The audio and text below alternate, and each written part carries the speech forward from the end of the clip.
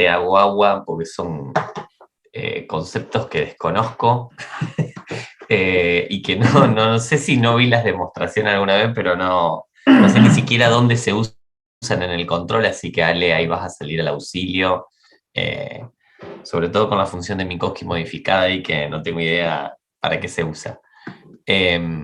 Bueno, comparto, sin tanto preámbulo. Lo único que quiero retomar un poquitito previo a la clase pasada, es decir que nada, rehice un poquitito la slide de la parte de proyección para que quede un poquitito mejor, me parecía que estaba ahí con algunas cosas flojas. Simplemente anticipé primero lo que es un operador de proyección, ¿sí? Entonces, por lo menos para tener la definición, no es que lo vamos a usar tal vez así tan en abstracto, pero para tener la definición de qué es un operador de proyección y después cómo lo vamos a usar probablemente en el curso. Entonces, un operador de proyección uno lo puede definir sobre un espacio vectorial, ¿sí? Es básicamente un operador lineal. Lineal significa lo que ustedes ya saben, o sea que se lleva bien con la suma y la multiplicación por escalares como operador, ¿sí? Pero que tiene esta propiedad, que p cuadrado es igual a p, ¿sí? Es como una idempotencias, ¿está bien? O sea, como que si lo aplicás 2 veces, no hiciste más que haberlo aplicado una vez. ¿Qué es lo que uno imagina que pasa cuando está proyectando? Una vez que ya proyectaste, proyectar de nuevo no te modifica. Esa es la definición formal de un operador de proyección, ¿está bien? Un operador lineal que cumple esa propiedad. Cuando uno está en un espacio de Hilbert, ¿sí? Puede empezar a pensar en eso en un espacio vectorial general, ¿no? Puede no ser de Hilbert. Hilbert, acuérdense que es un espacio que tiene un producto interno además, ¿está bien? Bajo el cual es completo, etc. Pero, o sea, tiene que ser de Banach y además tener un producto interno. Pero lo importante es que tenga un producto interno. Entonces ahí uno puede usar el concepto de ortogonalidad, o sea, de proyección ortogonal, que es una de las más habituales. Generalmente cuando uno dice proyección, la mayoría piensa ya en proyecciones ortogonales, pero no siempre son ortogonales. Significaría visualmente lo que uno imagina, que proyecta formando ángulos de pi sobre 2 radianes, ¿no? Y se define como un operador que satisface esta propiedad, ¿no? Que básicamente lo que está diciendo, ese es el producto interno del espacio, básicamente lo que dice matemáticamente es que es un operador autoadjunto, ¿sí? Pero no importa muy bien qué significa eso, pero coincide con su adjunto.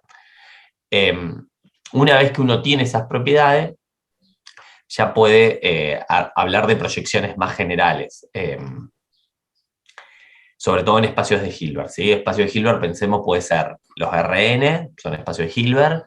Pensemos, por ejemplo, L2, o sea, la norma L2 de integrales, digo, también, o sea, las funciones integrables al cuadrado tiene un producto interno, ¿sí? Que básicamente es la integral de la función por la otra. Y lo importante acá, que es lo que queremos ver en la siguiente slide, que era lo que estaba antes, es que cuando al espacio, esa X quedó mal, lo podés escribir como una suma directa de subespacios complementarios, ¿sí? Suma directa significa que tenés subespacios y entonces todo elemento del espacio X se escribe como una suma, o sea, si tomo un elemento en X, lo voy a escribir como una suma de un elemento de U más un elemento de B y esa representación es única. ¿Está bien? Eso es cuando uno dice suma directa. Por eso yo antes jodí con que hay que tener ojo con el símbolo O+, del látex, porque generalmente se usa el más común cuando es suma de espacios, pero ahí podrías tener diferentes representaciones para el mismo elemento en X. Y suma directa es cuando tenés subespacios, es decir, cosas que pasan por el origen, ahí tenés una única representación. Pensemos en R2, por ejemplo, si tenés dos subespacios, dos rectas que pasan por el origen, cualquier vector se puede escribir como la suma, ¿sí?, de elementos en los subespacios, armando el famoso paralelogramo, pero la representación es única, ¿sí? Entonces, dado un elemento, podés encontrar quién es el elemento en U y el elemento en B que escriben ese elemento X, ¿sí? Esa básicamente. Y entonces el operador, si tomamos un operador que, dado un elemento en X, que se escribe como U más B, proyecta sobre un espacio, por ejemplo, en este caso sobre el U, entonces eso es un operador proyección que tiene rango U y núcleo B, ¿está bien? Eso como para decir un operador sobre subespacios complementarios, ¿sí? Suma directa de subespacios complementarios. Entonces, esta slide venía para ese lado, y ya inclusive le puse las letras que creo que Ale la va a usar, para no hacer lío con el RNA, RNB que tuvimos en la clase pasada. Entonces supongamos que tenemos un espacio Z que se escribe como suma directa de un X y un U, ¿sí? De subespacios, son dos subespacios. En general, esto X e U van a estar insertos en algún R, Rn, Rm, no sé, y Z básicamente va a ser como el producto cartesiano.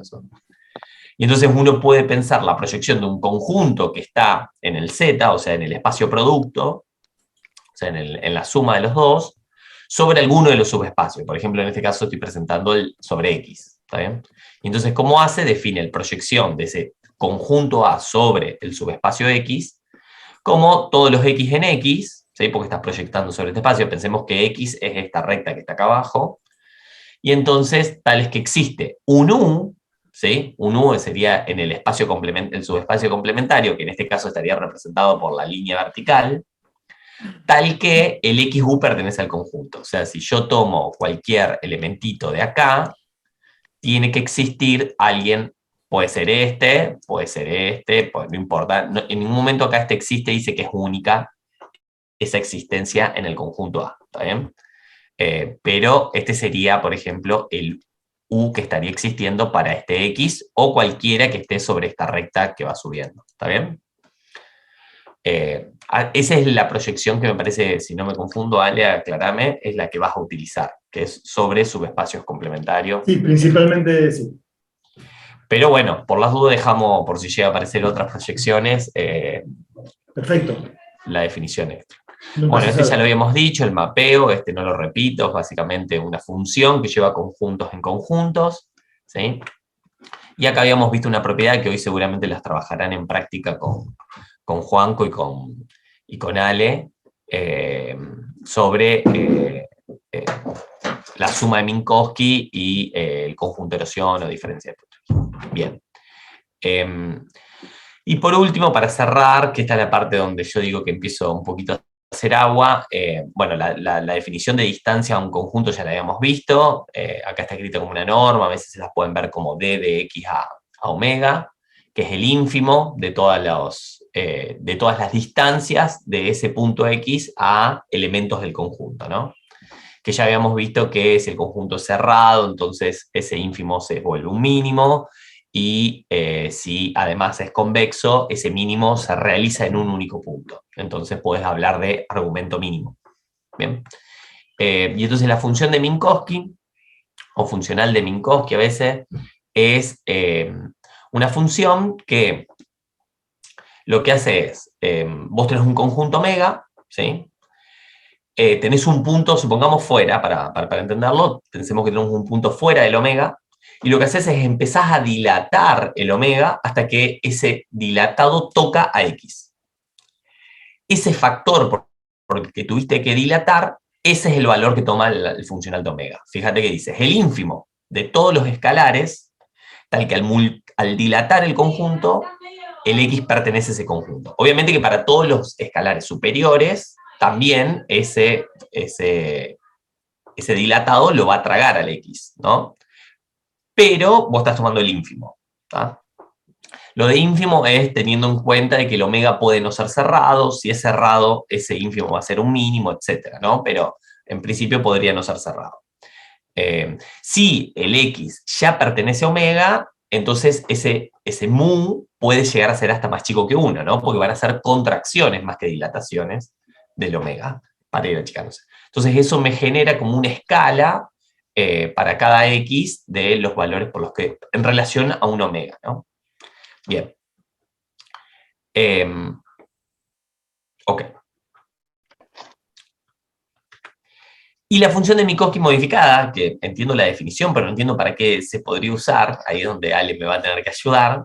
Te lo digo rápido, digamos, Dale. el tema de la utilización, digamos, es más, puedo hablar de la utilización y no más que eso, pero la utilización es cuando vos querés que justamente un funcional de costo, por ejemplo, se haga cero en todo un conjunto y no solo en un punto.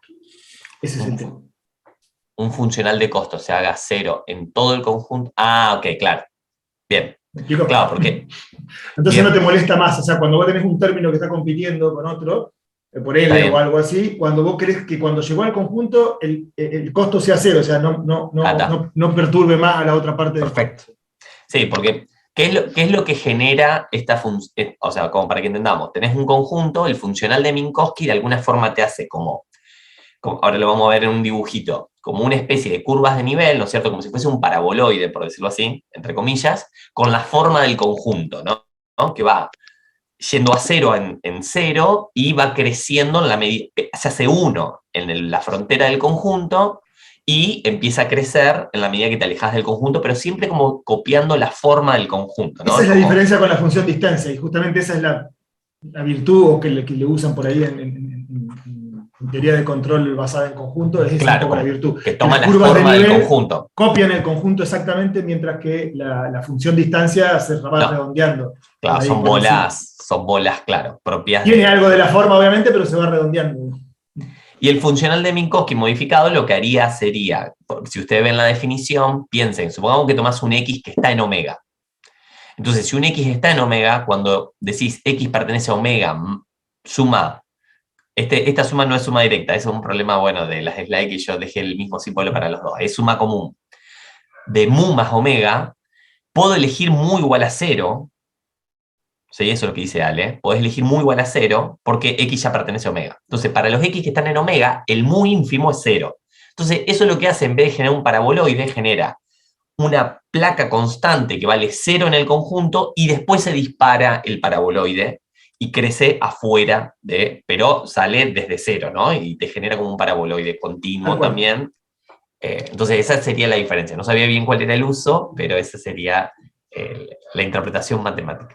Entonces, el dibujito básicamente muestra, si tenés un conjunto S, cómo te darían las curvas de nivel del funcional de Minkowski, ¿no? Entonces, estos valores internos al S serían valores más chicos que 1, los de afuera más grandes que 1, sobre el borde igual a 1. ¿Está bien? En caso de que sea el otro, no. Toda esta parte adentro de S está tapada en 0 y recién empieza a crecer con las que están afuera. ¿Está? Ahí muestra unas gráficas de... Esto sería la función distancia. Acá no sé por qué, bueno, no se lucen tan redondeadas, pero cuando uno mira distancia, de alguna forma, eso se redondea. Sí, pero está redondeada, está simulado eso. O sea, Está simulado, bien, por momentos. No sé. O sea, bueno, a lo mejor el Puede ser paso la de la resolución. simulación y todo hizo que no se redondeara tanto, pero está hecho bien. O sea, Claro, acá está y las tomando dos, fíjate que son 0 en todo el conjunto, porque la función distancia también cumple eso. Exacto. Si tomás lo que está tomando a la izquierda sería, dado un punto, tomás como valor, ¿sí?, de la función la distancia al conjunto. Acá, dado un punto, no tomás la distancia al conjunto, sino el escalar por el cual hay que dilatar el conjunto para tocarlo, ¿sí? La diferencia es que estas de la derecha van copiando la forma, mientras que la de la izquierda van redondeando la cosa. En la medida que te alejas, terminas siendo casi bolas, ¿sí? Obviamente que tienen una memoria del conjunto original, hay una memoria, pero se va redondeando porque las bolas son redondas. Supongo que acá tomó norma L2, ¿no? Entonces se redondean. Bien. Y por último, esta slide, que también acá le vamos a pedir ayuda a Lale, da un conjunto. Primero definimos lo que es una función barrera. Básicamente una función barrera es una función que está definida en el interior. Pensemos la función 1 sobre la distancia a la frontera, por ejemplo, ¿sí? ¿Qué hace esa función? En la medida que te vas acercando a la frontera, la distancia a la frontera se hace 0, 1 sobre explota. Entonces lo que te genera es como si fuese, no un paraboloide ahora, sino que sería una cosa que además va en tiempo finito, infinito, ¿no? Y explota rápidamente en la medida que se acerca a la frontera. Exacto, es una cosa loca, sí. Y la usan para las optimizaciones. Claro, nosotros en ecuaciones diferenciales también se usan mucho las funciones barreras para hacer pruebas de existencia, de cosas, pero bueno, pero sí, es básicamente esa la idea. Y muchas veces se la interpreta como que fuera del conjunto la definís como infinito, que lo cual es medio raro. Tenés que pensar en funciones que se llaman funciones extendidas, en los reales extendidos, ¿no? Como que podés tomar el valor infinito, ¿sí? Eso como para, de alguna forma, entiendo en la idea de optimización, querés penalizar que la cosa no se acerque tanto a una frontera y por fuera casi no cuente, porque en realidad va a ser una función que la vas a agregar a otra que estás optimizando.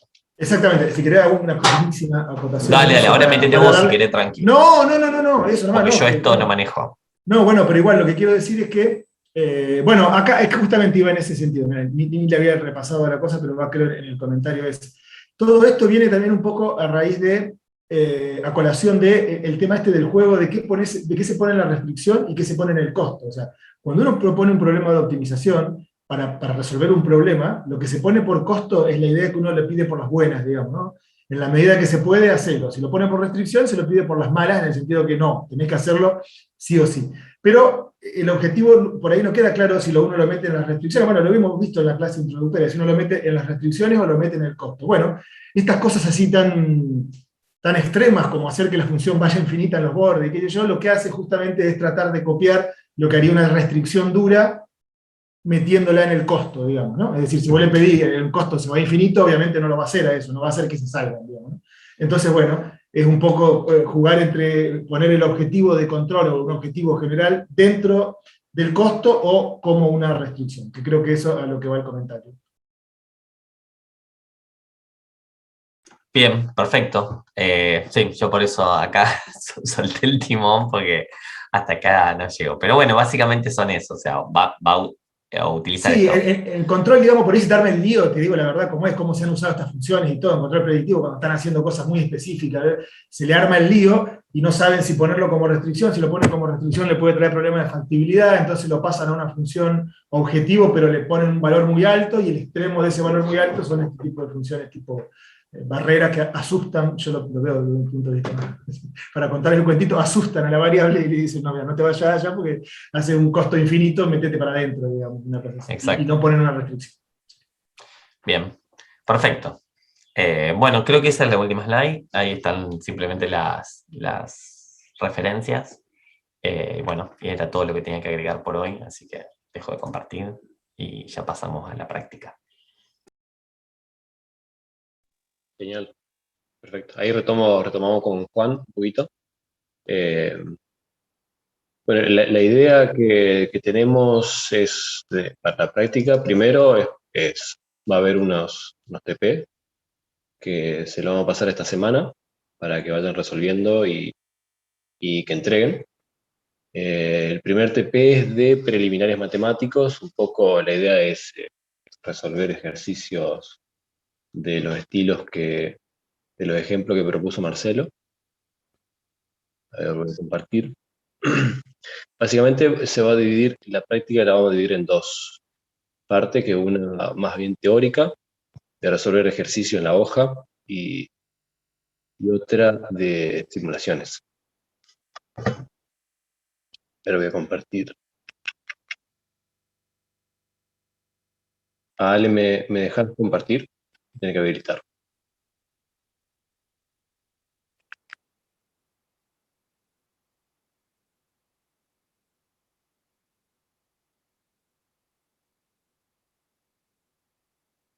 Creo que es Marce, che, no yo. A ver. Ah, y más. Estás como host igual, Ale. El anfitrión inhabilitó la función. Dice, no puedo. Pará. No, yo acá no tengo nada para share screen, no tengo nada. Host disable participant screen share. Ay, y se fue Marce, ¿no está? A ver. Y Marce está. Ah, claro, porque yo estoy como. Ah, ya está. Estoy como anfitrión con el otro usuario, por eso. Ah, con el del vos siempre estás duplicado, claro. Sí. Vos sos el que no dejás. El otro vos. Tu alter ego, digamos, el que no nos deja, dale.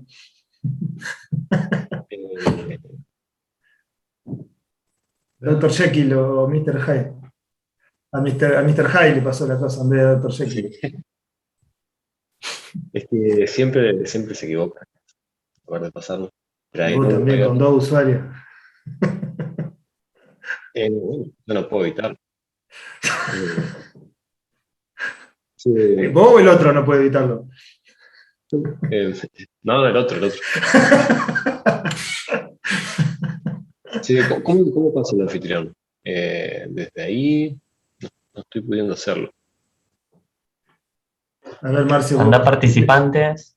No, pasa que le pasaste al otro Anderson, el host, a Dr. Jekyll, ¿no? Claro, no, lo tengo que hacer desde el cel. Claro. Pasa que Ale, bueno, le explicamos para el resto, Ale tiene un problema con el audio, entonces tiene que conectarse de dos lugares distintos, uno con el celu y otro con la compu, y parece que le pasaron el juego al de celu, que no tiene mucho acceso.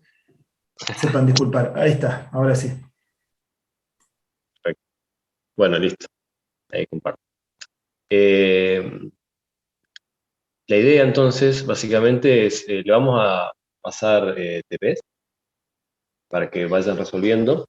Este primer TP es sobre preliminares matemáticos.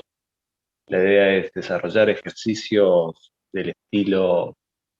em, del estilo de pruebas directas para que ustedes aprendan o vayan desarrollando demostraciones matemáticas. Este es el primer TP. Lo que voy a hacer ahora es resolver algunos ejercicios del TP para que vean cómo es que lo queremos resolver.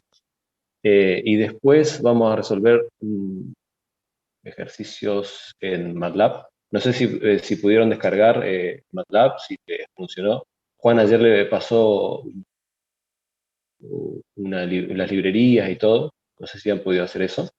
Sí, yo me descargué el Toolbox, pero quise arrancar el script de diabetes que habían mandado, pero me dice que hay un problema con algo de una cosa definida de un paréntesis.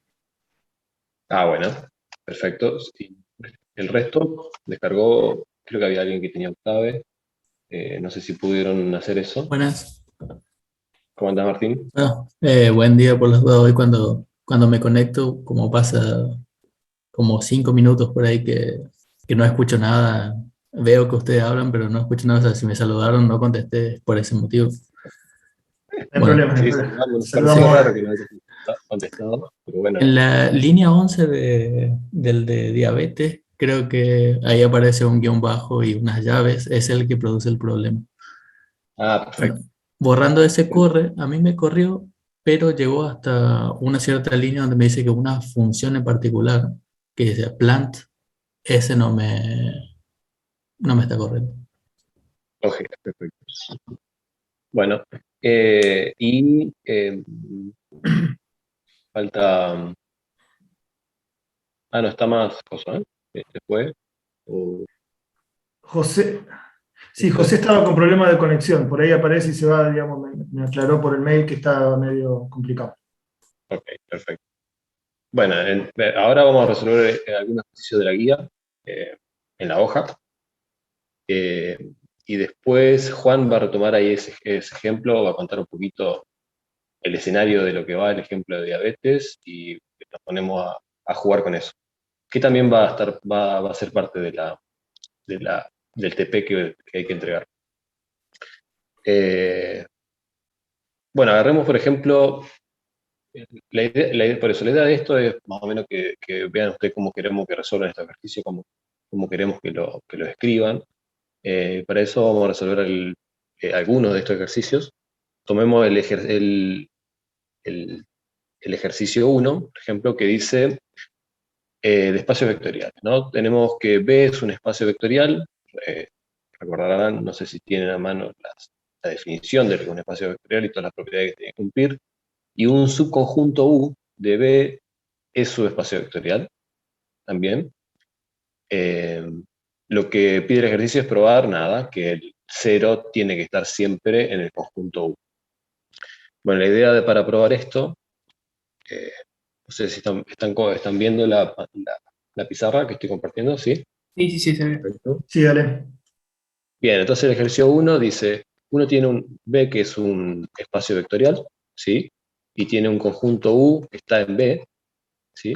Que es un subespacio vectorial. Este es, Marcelo cuando definió los espacios vectoriales, lo definió sobre el cuerpo K. Acá el cuerpo va a ser, bueno, sobre R, ¿sí? Eso implica que las constantes que multiplican a los elementos del espacio vectorial son elementos de R, ¿sí? ¿Y cómo demostramos que, bueno, lo que queremos demostrar es que el 0 está en el conjunto U? Bueno, lo que tenemos que hacer es definir, recordar cuáles son las propiedades de un subespacio vectorial. Básicamente son dos, ¿sí? Si U es un subespacio vectorial, entonces dado X y elementos en U, ¿sí? Entonces se tiene que cumplir que la suma de cualquier elemento en U tiene que estar, para empezar eso, ¿no? Que la suma es cerrada. con respecto al conjunto. Y además, si uno tiene cualquier elemento alfa en el cuerpo de los reales y cualquier elemento en el conjunto U, entonces la multiplicación del escalar por el elemento también tiene que estar en U, ¿sí? Eso es lo único que uno conoce de los subespacios vectoriales. Entonces tiene que usar estas dos propiedades para probar que el origen pertenece al conjunto. Bueno, lo que podemos hacer, se puede hacer de varias formas, pero utilizamos la propiedad 2, ¿sí? Porque el -1 está en R, y agarramos cualquier elemento X en U, y por la propiedad 2 sabemos que -1 por el X, que lo podemos escribir como -X, va a tener que estar en U, ¿sí? Porque es el producto de un escalar en los reales por el conjunto, por un punto en U. Entonces por la propiedad 2, -X está en U. Pero por la propiedad 1, es así de simple esto, solamente hay que tener cuidado de cómo escribirlo y nada más. Por la propiedad 1 agarramos dos elementos en U, por ejemplo, X está en U, por lo que probamos acá, sabemos que -X también está en U. Entonces la suma de dos elementos en U tiene que estar en U. Básicamente X más -X, que es 0, por la propiedad 1, esto va a estar en U. Básicamente es esto lo que buscamos, ¿sí? Este ejercicio primero es bastante trivial. Vamos a seguir. El ejercicio 2 pide dar un ejemplo, un conjunto que no sea un subespacio vectorial. Bueno, eso lo dejamos para que lo piensen ustedes. El ejercicio 3 es probar que todo el espacio C de Rn, que son todas las funciones continuas de Rn en Rn, es un espacio vectorial. Para esto lo que queremos que hagan es agarrar las 7 propiedades que tiene que cumplir un espacio vectorial y las escriban, nada más que prueben que esas propiedades se cumplen. Nada más, después vamos a definir, después esto lo va a hacer Ale, creo que ya lo puso, ¿no? Que son las funciones K, que son importantes en control. Sí, para la estabilidad, después lo vamos a ver, perfecto. Exactamente, es para la estabilidad asintótica de Lyapunov. Básicamente uno quiere agarrar este tipo de funciones y acotar por abajo y por arriba una función que va a tener costo, y si puede encontrar este tipo de funciones, quiere decir que, nada, para un sistema en particular, el origen va a ser asintóticamente estable. Entonces, por eso tienen esta importancia este tipo de funciones.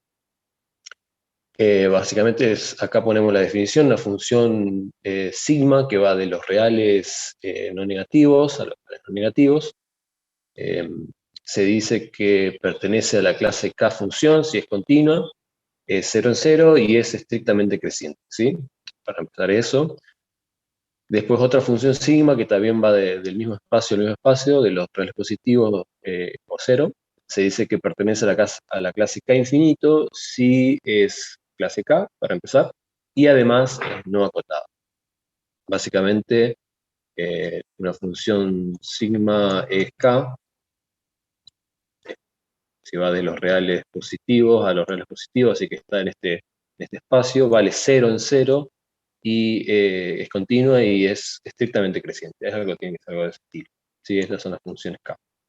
La función K infinito tiene que ser una función K, pero cuando no tiene que estar acotada. Quiere decir, si no está acotada, tiene que irse a infinito. Entonces es algo que hace así, ¿no? Por dibujar algo.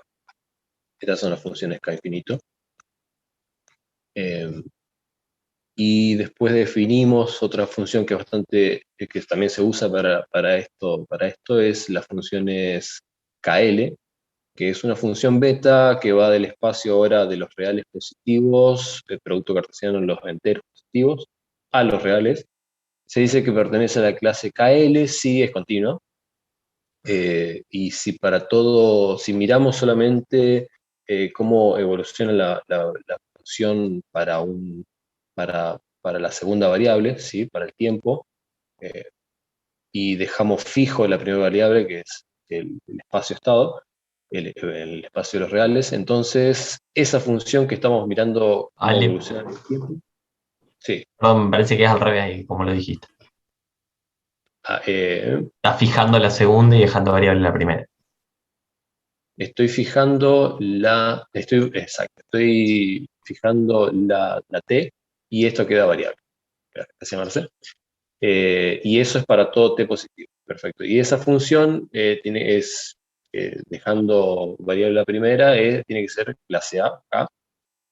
Y además, para todo S, dejando ahora la primera variable fija, dejamos independiente la segunda, esa beta tiene que ser no creciente y se va a hacer que, además, cuando t tiende a infinito, la función se vaya a cero. Entonces, es una función que está eh, en el plano y va a los reales y tiene una forma bastante particular. No la puedo dibujar para verla, pero bueno, la voy a bajar. No sé si me va a salir. Y por último, las funciones PD, que son definidas positivas, básicamente son funciones continuas y son positivas en todas partes en el origen. Bien, entonces agarremos, por ejemplo, el ejercicio 4 dice estudiar cuáles de los siguientes son sus espacios vectoriales en el espacio vectorial de las funciones continuas, ¿sí? Porque son todas continuas. Entonces, el primer ejercicio dice, las funciones K son un espacio vectorial. ¿Y cómo probamos esto? Entonces, el ejercicio 4, lo que queremos probar es si el conjunto W, el conjunto de todas las funciones, tal que las funciones sean de clase K, es su espacio vectorial. Para eso tenemos que venir y probar que se cumplen las dos propiedades que dijimos que tienen que cumplir los espacios vectoriales. Entonces, agarremos la primera, agarremos cualquiera de dos elementos, X e Y, del conjunto W, por lo tanto, X es una, vamos a llamarla sigma y gamma pertenecen a las funciones K, o están en el conjunto W, lo cual implica que sean funciones K, ¿sí?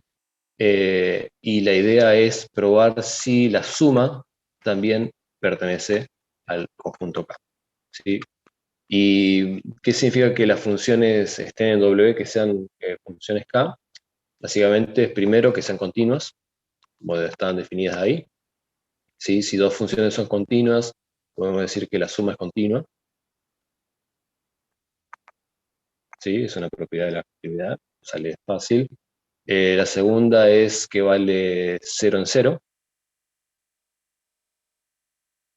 Entonces, básicamente, uno quiere probar que la función suma en 0, que se define como la función cada una evaluada en 0, vale 0, por lo tanto se cumple. Y por último, uno quiere probar que es estrictamente creciente, ¿sí? Y para eso uno tiene que tomar dos valores, pongamos A menor a B en los reales, positivo, ¿sí? Y sabemos que como las funciones sigma y gamma son estrictamente crecientes, entonces sabemos que sigma en A es menor a sigma en B, por la definición de estrictamente creciente, y lo mismo para gamma en A, es menor que gamma en B, ¿sí? Entonces debemos probar que la suma también cumple esta propiedad. Y bueno, eso también sale directo, lo único que tenemos que hacer es evaluar la función suma en el valor A. Por definición de suma, esto es evaluar la función en A, sigma, y evaluar la función gamma en A. Esto sabemos que es menor por cada una de estas, porque es estrictamente creciente, va a ser menor a gamma en A y más gamma en B. Y esto es por definición, sigma más gamma en B. Bueno, la idea es probar, es escribir estas tres propiedades, probar que se cumplen, para probar que las funciones K son un subespacio vectorial. Después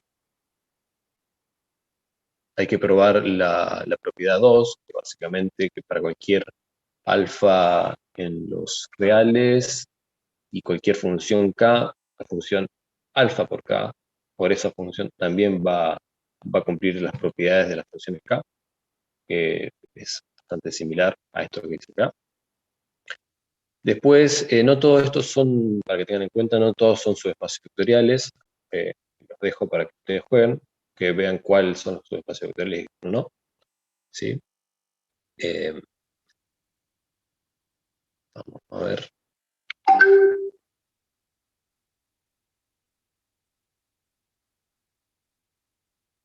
Bien, el ejercicio 5, seguimos un poquito más con subespacios vectoriales.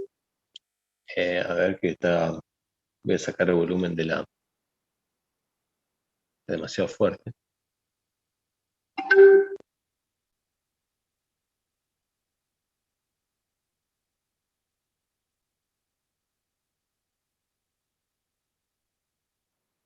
Bueno. Perfecto.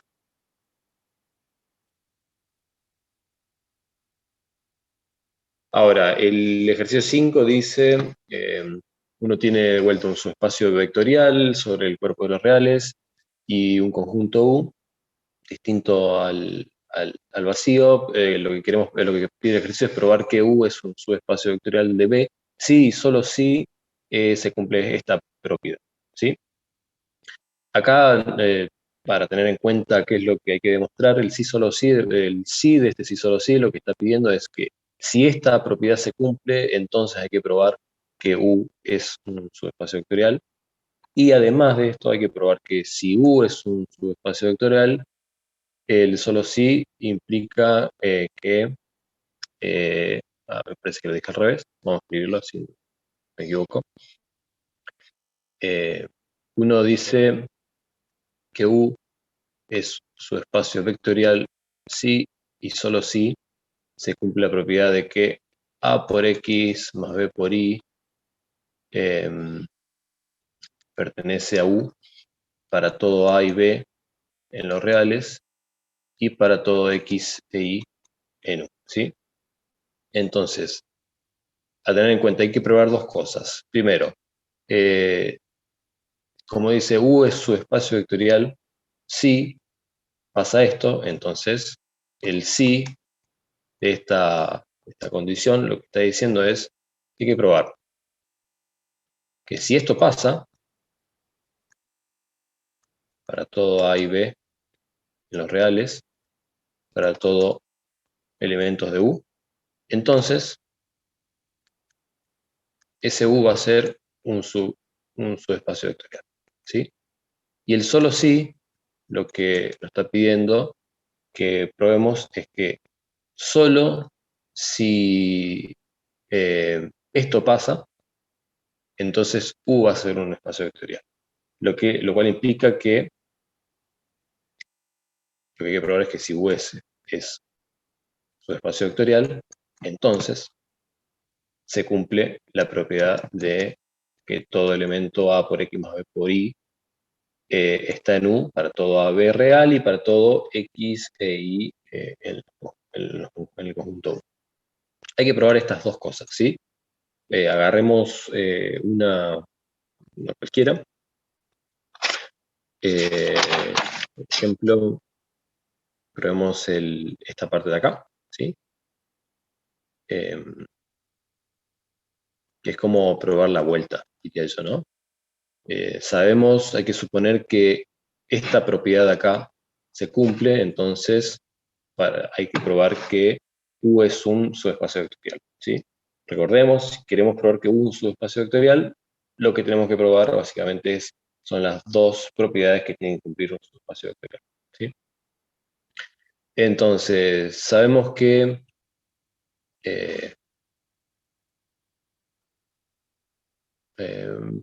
agarremos esta, probemos el sí solo sí, la otra la dejo para ustedes, o sea, la ida.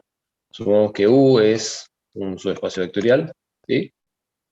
Entonces, para cualquier A en los reales y para cualquier X en el conjunto U, A por X, por la propiedad esta que había recordado acá, por la 2, ¿sí? Entonces el producto tiene que estar en U. Entonces esto tiene que estar en U y además, como se cumple para cualquiera, agarramos otro B, agarramos otro I y esto también tiene que estar en U. Y además por la propiedad 1, esta es por la propiedad 2, eso es que la llamamos propiedad 2 de los espacios vectoriales. Y además por la propiedad 1 sabemos que la suma de dos elementos de un espacio vectorial tiene que estar en el espacio vectorial. Entonces, como AX está en U y BI está en U, la suma tiene que estar en U. Básicamente es eso, escribirlo más prolijo. Y luego tienen que probar también esta primer, la ida, ¿sí? O sea, ir en la otra dirección. Bien, después viene otro ejercicio que dice probar la unión de subespacios vectoriales en general no es un subespacio vectorial. Eso podrían hacerlo con contraejemplo, tal vez. Después pasa a ejercicios de normas, básicamente probar que acá les pusimos 3 normas y tienen que probar que básicamente son normas. O sea, uno tiene un subespacio vectorial B en los reales, lo ponemos acá, y para probar que estas 3 funciones son normas definidas en B, tienen que probar las 4 condiciones que comentó Marce en la clase. Entonces, por ejemplo, agarremos, y acá solamente puse para P2, que lo prueben porque, bueno, para la desigualdad triangular para P general mayor o igual a 1, tienen que considerarse algunas desigualdades más raras, así que no lo agregamos. Resolvamos, por ejemplo, el segundo, la norma infinito, definida como el máximo de los elementos del vector al que estamos tomando la norma, y probemos que eso es una norma, ¿sí? Para eso, bueno,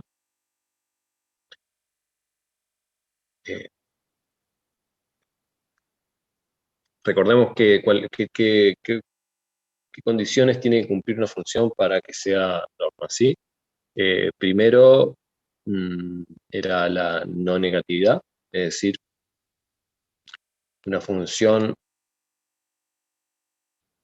es norma en un espacio vectorial B si primero cumple la no negatividad, es decir, para todo elemento de B, la norma es siempre mayor o igual a 0, ¿sí?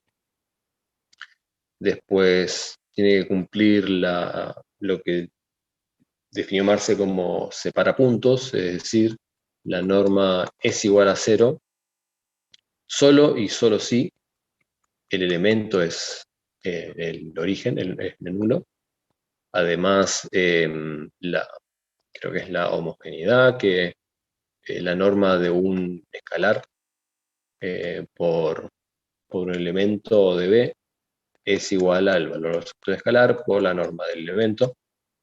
Esto es para todo, para los reales y para todo X en el conjunto B. Y por último, que en general es la más difícil de probar para las normas, es la desigualdad triangular.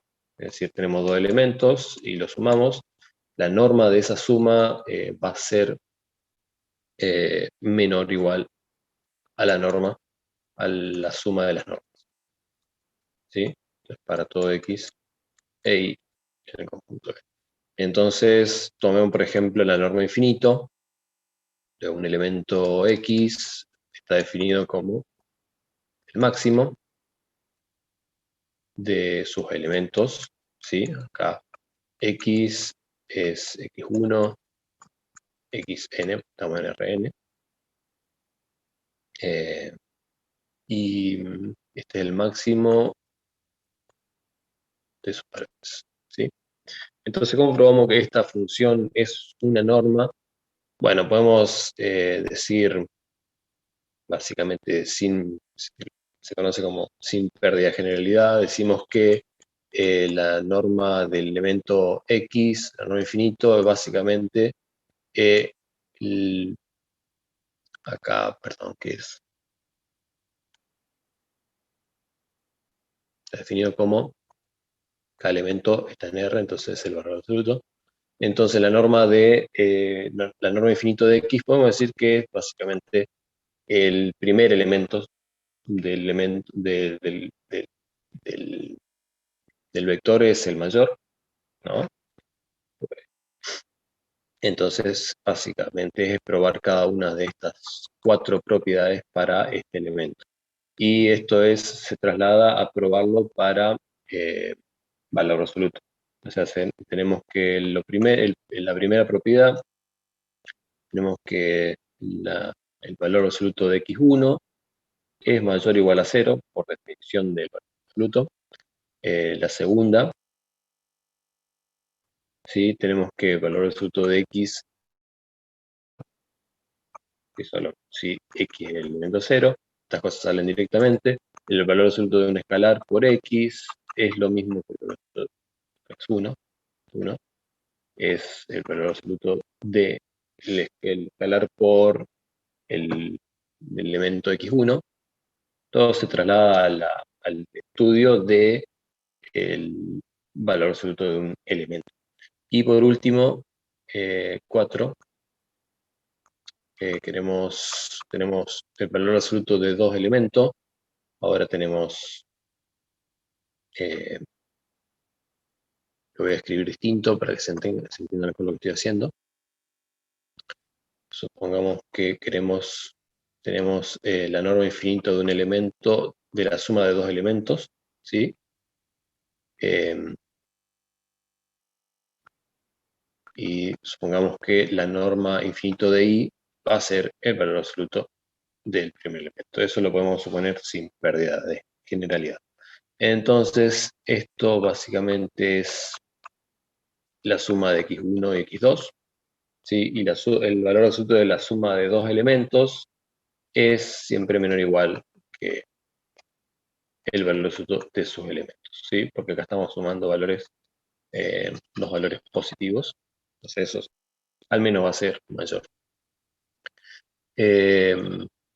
Bueno, le dejo para que hagan que prueben que es norma la norma 2 y la norma matricial, suponiendo que la matriz es ahora, ¿sí?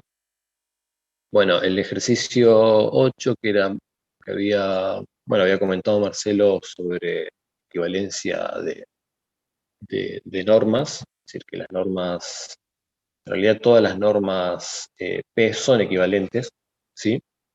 Lo cual implica que se pueden comparar entre ellas de esta manera. Acá le estamos pidiendo que prueben que la norma infinito es equivalente a la norma 2, ¿sí? Lo cual equivale a probar que existen constantes C1 y C2, tales que se puede dejar la norma 2 de cualquier elemento entre estos valores, ¿sí? La idea es encontrar cuáles son estos C1 y C2. Voy a hacer voy a escribir más o menos como es la idea de una idea de cómo se puede resolver, y después ustedes dirán si lo resuelven así de otra manera. Entonces, lo que uno quiere probar es que la norma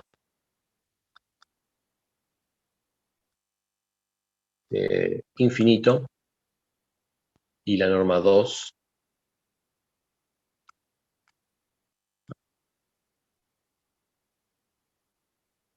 y la norma 2 son equivalentes, ¿sí? Bueno, entonces agarremos, no sé, tomemos la norma 2 de un elemento, ¿sí? que lo definimos como, está definido como de esta forma,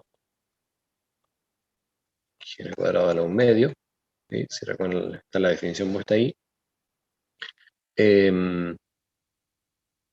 Esto es menor o igual, lo puedo pensar, porque cada uno de estos elementos tiene que ser menor a la norma infinito, que está definida como el máximo de todos los elementos. Entonces, si ponemos la norma infinito de x, del elemento x, se tiene que cumplir esta desigualdad. ¿Sí? Que esto no es más que multiplicar n veces la norma infinito al cuadrado, y lo tenemos que, entonces, la norma 2 va a ser menor o igual a n a la 1/2 por la norma infinito. Y ahí probamos una de las desigualdades. Encontramos este valor C2. Ahora lo que encontrar es un valor C1. ¿Sí? Para eso, tomemos la norma infinito del elemento, y de vuelta, sin perder generalidad, podemos suponer que el mayor elemento del vector X es el primero. ¿Sí? No sé si se entiende eso. Yo creo que sí, ¿no? Que podemos suponer, no perdemos nada, que el primer elemento es el mayor. Y esto es lo mismo que, bueno, elevarlo al cuadrado y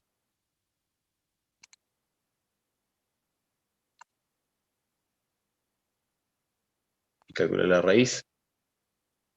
Que esto va a ser menor o igual, lo podemos pensar como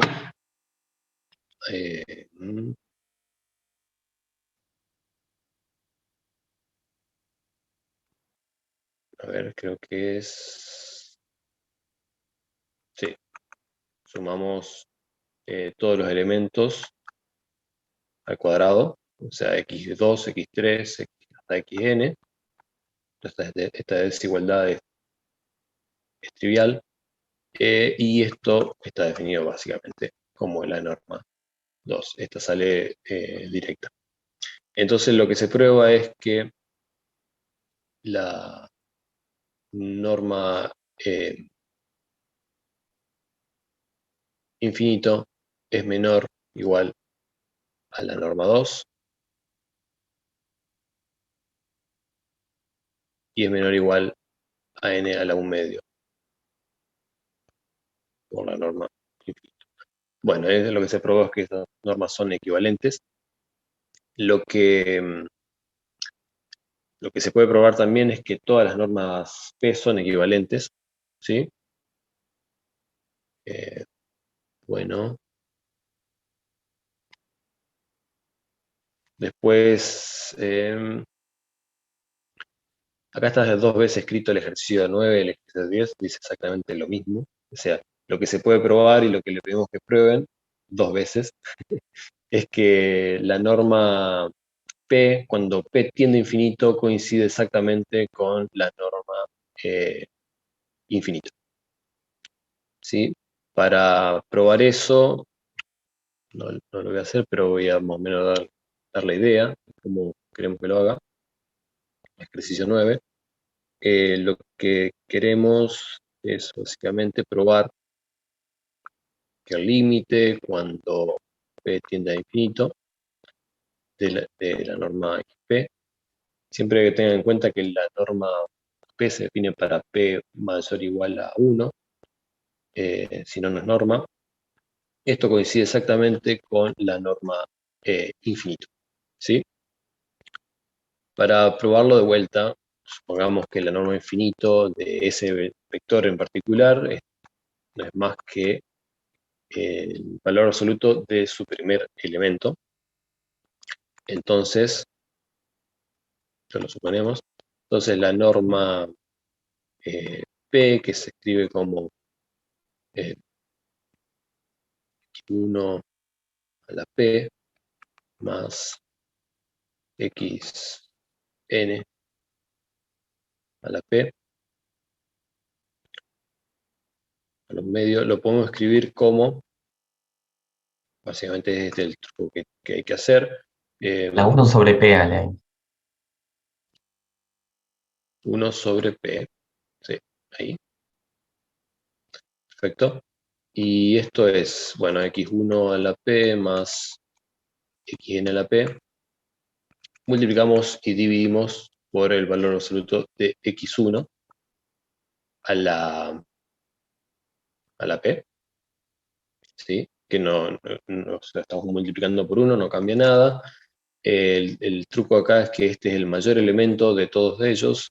Entonces, si escribimos x1 a la P sobre x1 a la P más xn a la P sobre x1 a la P,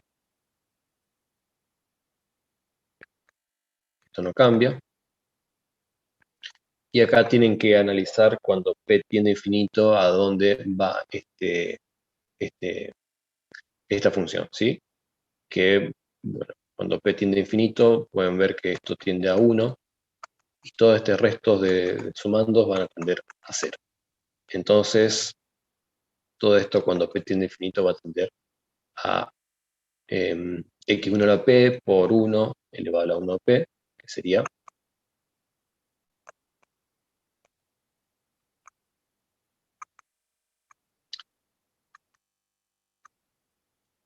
sería el valor absoluto de x1 a la P, ¿sí?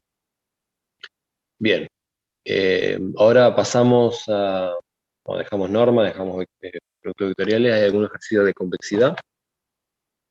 Básicamente primero dice, sea dos conjuntos convexos, decir si las siguientes, pensar si la intersección y la unión es convexa, justificarlo. Eso lo dejamos para que lo hagan ustedes. Luego, decir si los conjuntos TS y la intersección entre S y T son convexos. Para eso agarremos, por ejemplo, el ejercicio 1, que son todos los elementos en el plano, tales que el producto de sus dos, todo punto en el plano tal que el producto de sus dos elementos sea menor o igual a 1. Queremos que prueben que eso son convexos. Eso, la idea de esto es básicamente, el ejercicio, ya me perdí, 12. Tenemos el conjunto de todos los elementos en el plano, tales que el producto sea menor o igual a 1, ¿sí? Acá lo que tienen que hacer es analizar x es igual a 1, x por y es igual a 1. Si consideramos a x distinto de 0, podemos escribirlo como que y es igual a 1 sobre x. Esta función no es más que, bueno, a ver si puedo hacerlo más recto.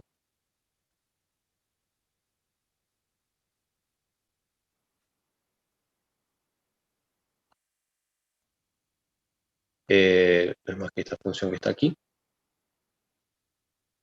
¿sí?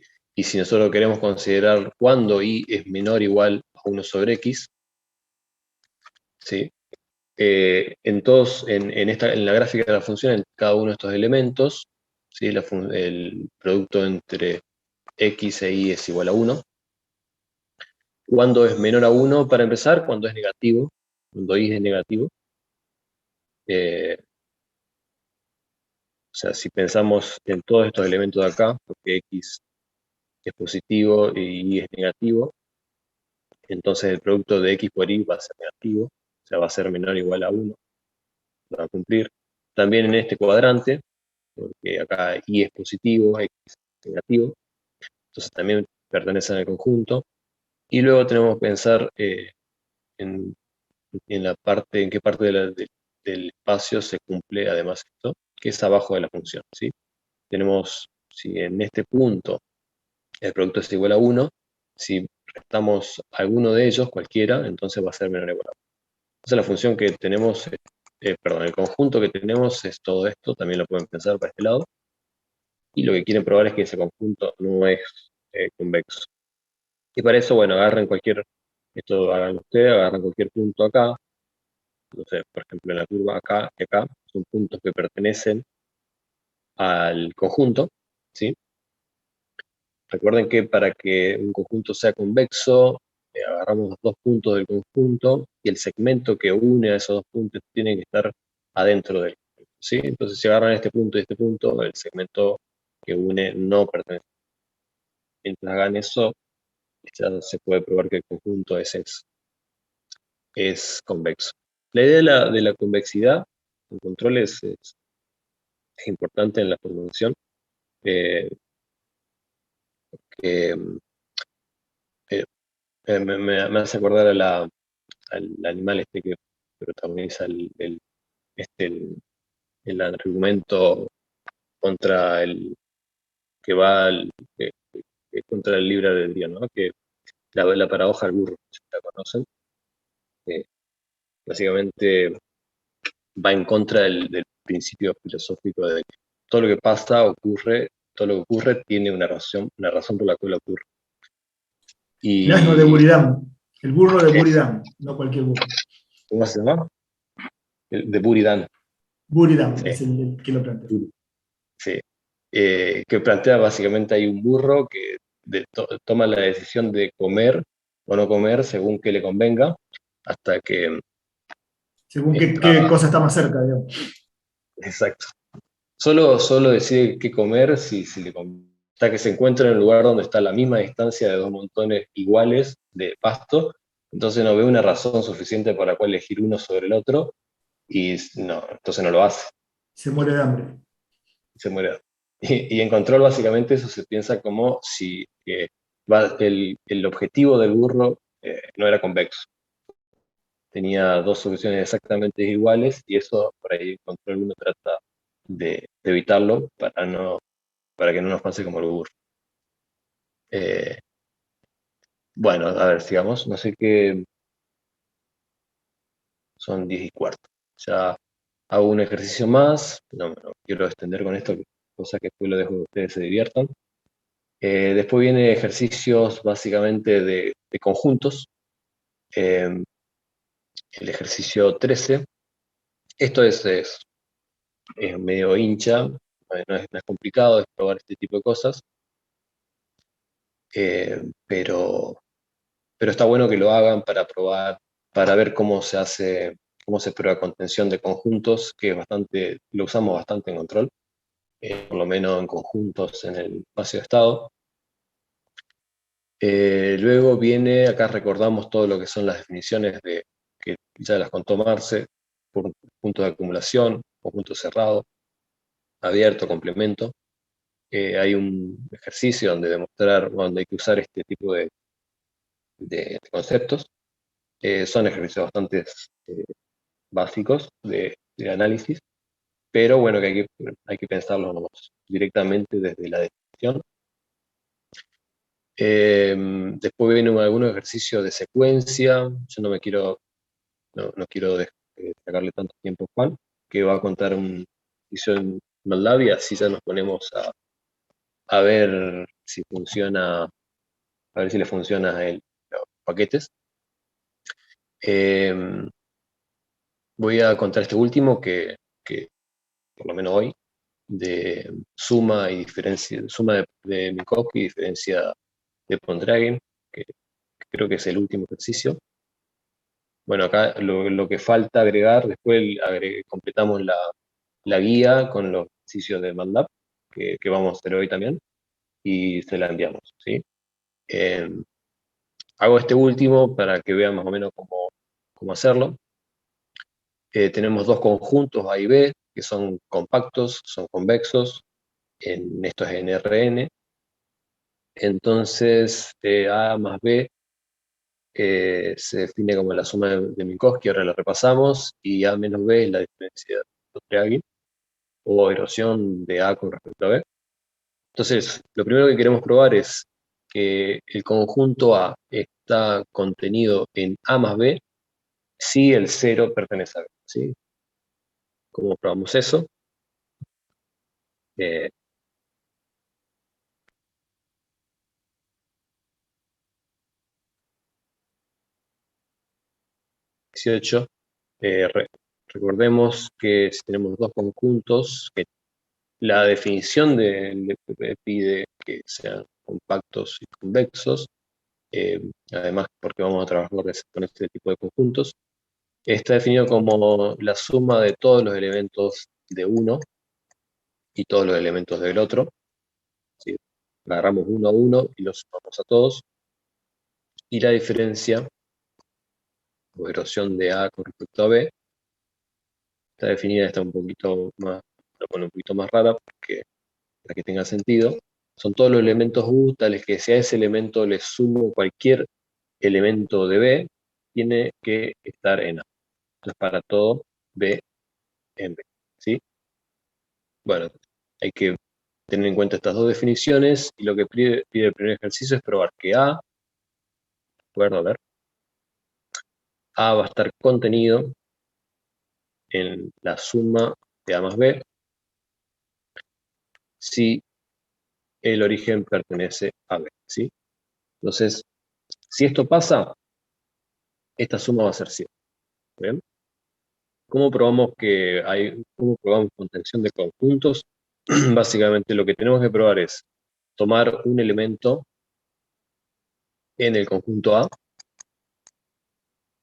y si ese elemento está en la suma de Minkowski de A y B, entonces quiere decir, esto es para cualquier elemento de A, si se prueba que ese elemento también está en la suma, entonces la contención esta es válida. ¿Sí? Bueno, esto sale directo, me parece, porque si tomamos un elemento, esto es lo que hay que probar, tomamos un elemento en el conjunto A y además 0, por hipótesis, está en B, entonces X más 0, por definición, está en A más B, ¿sí? Porque agarramos dos elementos, uno de A y uno de B, y por definición la suma de esos tiene que estar en el elemento A más B, y bueno, esto no es más que X. Entonces probamos que cualquier elemento de X está contenido en A más B, ¿sí? Y eso demostraría la contención. Agarro uno más, para no ir hinchando. El segundo, que hay que probar que si el conjunto A le erosionamos B, y a todo ese conjunto le sumamos B, ¿sí? Entonces eso va a estar contenido. Esto básicamente es, hay que probar que si A le erosionamos B, y a eso le sumamos B, está contenido en A, ¿sí? Estas operaciones son conmutativas, creo que conmutativas. Significa que A menos B más B, de esta forma, es exactamente igual que A menos B más B, de esta forma, ¿sí? Bien, entonces lo que tenemos que probar esta contención, agarramos un elemento de este conjunto, tenemos, y hay que probar que este elemento tiene que estar en A, ¿sí? Para eso consideremos un elemento en el conjunto A menos B, es decir, esta parte de acá, para agarrarlo por etapas, por parte. Un elemento cualquiera del conjunto A menos B, por definición de A menos B, ahí hay que tener en cuenta la definición de A menos B, si este elemento está en A menos B, entonces este elemento, si a ese elemento le sumamos cualquier elemento del conjunto B, entonces Y esa suma va a tener que estar en A. Entonces, si a ese elemento le sumamos cualquier elemento que esté en B, ¿sí? Entonces, por definición, ese nuevo punto tiene que estar en A, ¿sí? Pero esto es para todo B en B, ¿sí? Si es para todo B en B, pueden pensar que U, al elemento U, lo suman con lo suman, si al elemento U le suman todo elemento B de conjunto B, quiere decir que lo podemos sumar con suma de Minkowski, ¿sí? Y ese nuevo conjunto, o sea, todo este elemento, cada uno de estos elementos está en A, entonces este nuevo conjunto tiene que estar contenido en A, ¿sí? Por esta hipótesis de acá. Entonces, y esto se cumple para cada uno de los elementos de X que tomamos, perdón, para cada uno elemento U de esta resta que tomamos. Entonces, si a cada elemento U que está acá, ¿sí? Le sumamos este B, y por esto está en A, podemos probar que, entonces, como esto es para todo elemento U en, en este conjuntito, entonces esta suma, bueno, acá yo me hice un lío, pero básicamente acá tendría que salir, ¿no? Sí, sí. Como esto es para todo U más B, está contenido en A, promo eso, y eso es cierto para todo U en A menos B, entonces se prueba que A menos B más B también tiene que estar en A, ¿sí? Después, bueno, queda el último ejercicio, pero bueno, la idea es que vayan resolviendo estos ejercicios, no sé, cualquier duda que surja o no les sale, nos, nos preguntan y retomamos, ¿sí? Para no extender más esto, si quieren pasamos al MATLAB. No sé si, a ver, dejo de compartir. No sé si, Juan, querés contar un poquito el problema antes, o quieren que veamos si los problemas que tiene con MATLAB que no le han funcionado. Eh,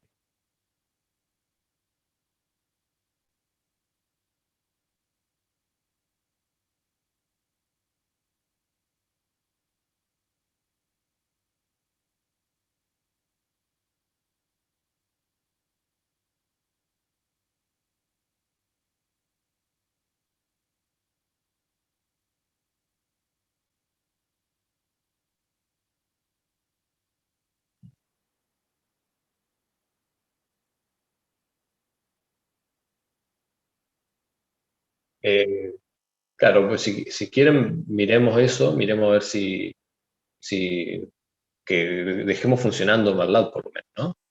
Y eh, no sé, Martín, ¿querés compartir a ver cuál era el error que te daba?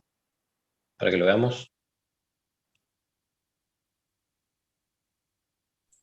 Igual creo que era lo que me estaba diciendo de que me faltaba esas partes que ahora lo voy a hacer, lo voy a agregar. Creo que no, si están todo lo que tengo que instalar o descargar para ejecutar, creo que no tendría problemas. Lo podría hacer Ok, correr. bueno, Valentín, ¿vos tenías algún problema? Y ahora lo estoy corriendo de vuelta con los dos archivos que me mandaron. El primero corrió, pero no me había dado cuenta que me faltaba agregar el archivo de la planta. Perfecto. Bueno, si quieren, arrancamos más. Si querés, Juan, con eso. Y claro que sí. Bueno,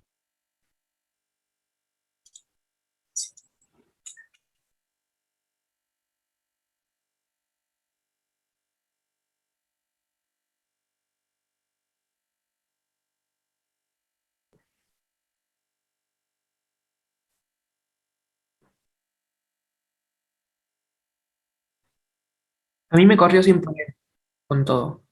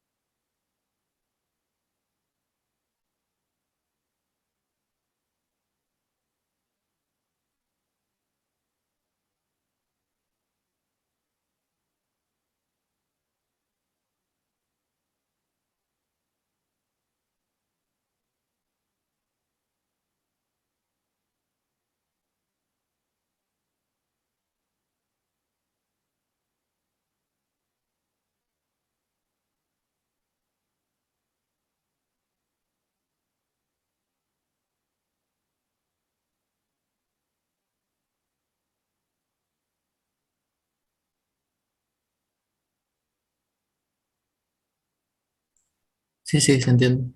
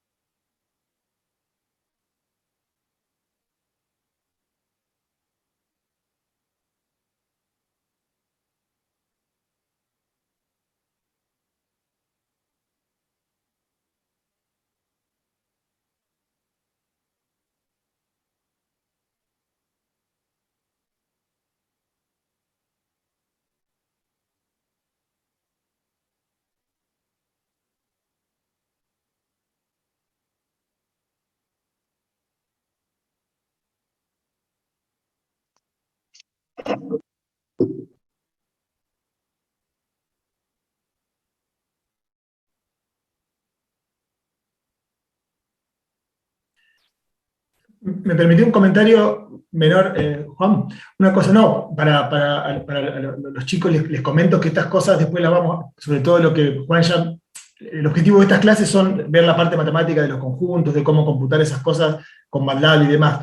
Después la parte de caracterización de sistemas, de equilibrio y demás, lo vamos a ver bien en teoría, porque él hablaba de equilibrios y cosas así. Después lo vamos a ver en detalle cuando veamos sistemas dinámicos y eso. En este caso, bueno, nada, se entiende perfecto lo que creo, porque lo está explicando muy claramente Juan, pero más que nada ahora el objetivo es ir a las cuestiones matemáticas y ir entrando con los rudimentos de MATLAB. O sea, no se preocupen por allí si no les queda claro algunos conceptos de sistemas dinámicos y en especial de este de diabetes, porque lo vamos a revisar después más en detalle. ¿Sí?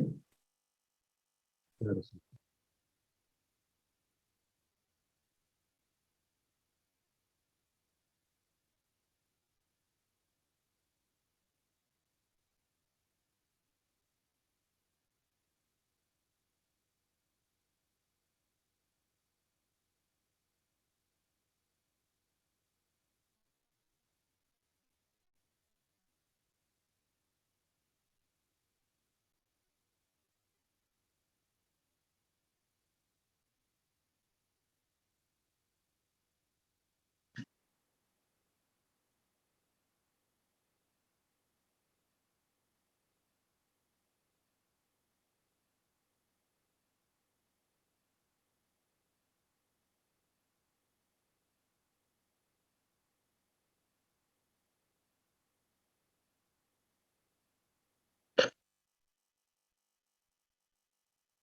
Sí, la idea que teníamos también con Juan, por ahí, por eso está contando un poco el framework del problema, es que vamos a ir atacando este mismo problema y agregándole más dificultad en las clases siguientes. Buenísimo, Eh, buenísimo. Está bueno eso, sí. Bien, bien. entonces, por eso, por ahí, Muy bien, muy bien. Sí, está bueno sobre todo tener un benchmark, digamos. Si bien vamos a tocar otros ejemplos, está bueno tener un benchmark para ver sí, cómo se sí. van complicando las cosas. Perfecto.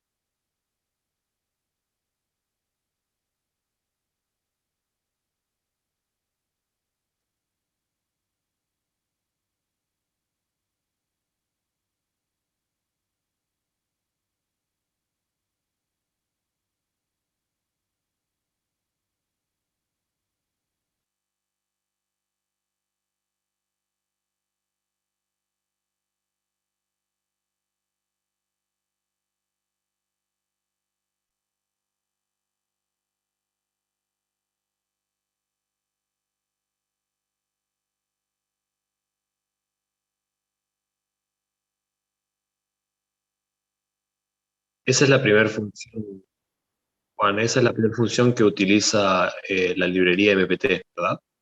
Para, no sé si la han podido instalar o no, pero bueno, si no la pueden instalar no van a poder calcularla, dibujar eso.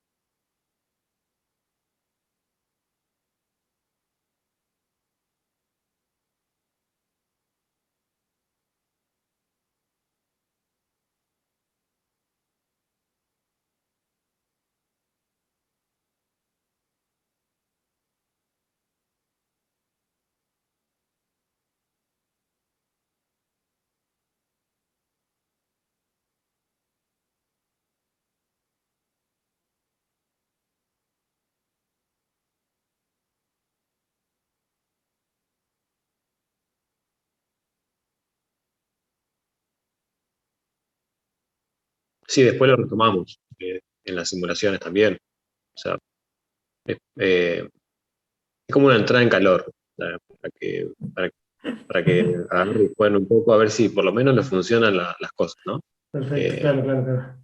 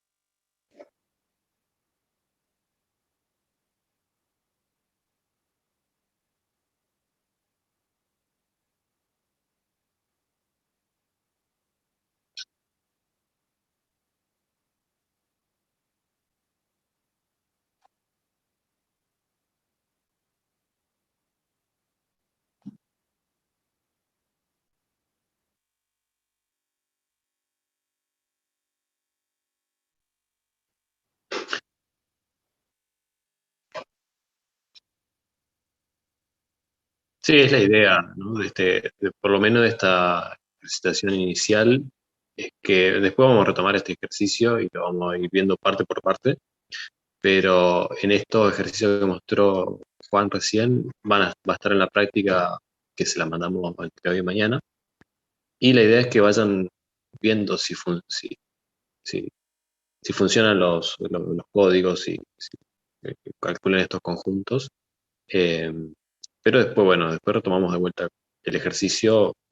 Vamos, también en la teoría lo va a retomar Ale, supongo, y vamos a ir parte por parte.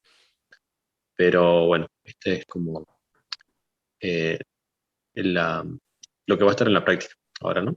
Para que jueguen con diferentes parámetros. Perfecto. Bueno, ahí estamos en la... Bueno, muy bien, entonces, perfecto. Sí, nada, vamos a seguir avanzando después. Esto fue una clase introductoria, sobre todo de MATLAB, es la primera de MATLAB. Quizá me pongo a lo mejor en el lugar de los alumnos que no están tan familiarizados con este tipo de códigos y cosas así. A lo mejor es mucha información junta la que ven allí, pero bueno, como ya dijeron tanto Juan como Ale Anderson, nada, es un primer approach y después lo vamos a seguir viendo en detalle y demás. Sobre todo para dar el paso inicial de tener los primeros códigos, de hacerlos que funcionen, de que corran, ya es un avance, digamos, que les corran los toolbox y las cosas y le anden los algoritmos y los códigos y demás, ya es un primer paso. Después nos vamos a ir deteniéndonos porque la idea es que vayamos viendo cada tema en teoría y que tenga su correlato en la parte de simulación, digamos, sobre todo cuando ya nos pongamos a ver aplicaciones concretas, es decir, cuando vayamos a ver sistemas dinámicos, primero, ¿sí? Sistemas dinámicos van a ver que van a tener que calcular conjuntos controlables, conjuntos alcanzables, conjuntos invariantes, eso tiene que ver todo con la descripción del sistema, que es la clase de teoría que empezamos el martes que viene, si todo va bien, y después con lo que viene con el control, es decir, con controlar. Acá ya le está mostrando un poco todo, pero de una manera inicial, digamos, de una manera media por arriba. Y después, bueno, nada, vamos a ir recorriendo eso y sobre todo vamos a ir recorriendo también algunos otros ejemplos, naturalmente, para ampliar un poco las posibilidades de aplicación y sobre todo, nada, no dejar solo en esta aplicación de la diabetes, podemos ver otros sistemas biomédicos y también otros sistemas mecánicos, qué sé yo, nada, que pueda abarcar un scope un poquito más grande y les sirva todo el tema de las aplicaciones. No sé si tienen alguna consulta, algún comentario de esta clase, los alumnos, Valentín y Martín, que son los que quedaron. José me dice que quiere intentar conectarse, pero no ha podido, así que después va a estar viendo la grabación. No sé si quedó alguna duda, algún comentario en general, más allá de que los detalles se les pueden haber perdido.